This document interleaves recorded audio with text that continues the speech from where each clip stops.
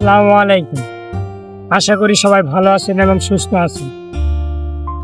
আজকে আমি একটা বিষয় নিয়ে কথা বলতে আসছি। বিষয়টা হলো আবুল সরকারকে নিয়ে। আবুল সরকার আমাদের সৃষ্টিকর্তাকে নিয়ে যে বিবৃতিত যে একটা কুৎসিতজনক মন্তব্য করেছে, এই আবুল সরকারের একটা দৃষ্টান্তমূলক শাস্তি হওয়া উচিত, যেন ভবিষ্যতে কেউ আমার আল্লাহ তাআলাকে নিয়ে, সৃষ্টিকর্তাকে নিয়ে এরকম কুরুচিপূর্ণ এবং বাজে মন্তব্য যেন কেউ না করতে পারে। দেখেন মানুষ আজ কোথায় গিয়ে দাঁড়িয়েছে। মানুষের মন্তব্য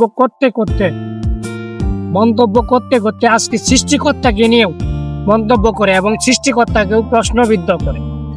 এই আবুল সরকার আমাদের সৃষ্টিকর্তাকে নিয়ে যে বাজে একটা মন্তব্য করছে, এই মন্তব্য করার পরও আবুল সরকারের অনুসারীরা, তার ভক্তবৃন্দরা আবেগের বশে তাকে এটা ধরতে গেলে এই আবেগের বশে মানববন্ধন করতেছে এবং বিভিন্ন জায়গায় তার মুক্তির জন্য, তাকে জেল থেকে ছাড়ানোর জন্য তারা মানববন্ধন করতেছে।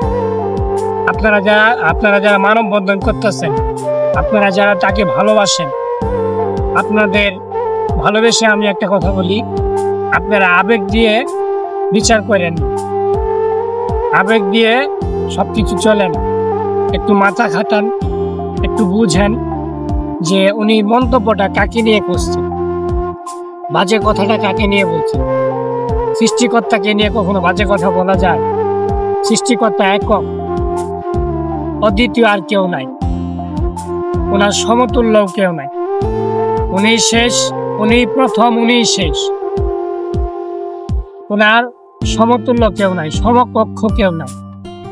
তো উনি যেভাবে যে বাজে মন্তব্য করছে, এটা আসলে সর্বোচ্চ শাস্তি না হওয়া পর্যন্ত এটা আসলে বাংলাদেশে তৌহিদি জনতা আমার মনে হয় থামবেন।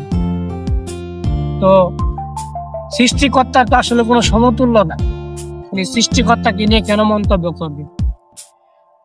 তো প্রশাসনের কাছে আমার দাবি থাকবে, ওনার যেন সর্বোচ্চ শাস্তি হয়। আর ওনার যারা ভক্তবৃন্দ আছেন, আপনারা দেশের মধ্যে দাঙ্গা হাঙ্গামা সৃষ্টি না করে ওনার যেন সর্বোচ্চ শাস্তি হয়। আপনারা আবেগ দিয়ে না ভেবে বিবেক দিয়ে ভেবে দেখুন ওনার কি পরিমাণ শাস্তি হওয়া উচিত। এই কথা বলে আমার কথা শেষ করছি। আসসালামু আলাইকুম।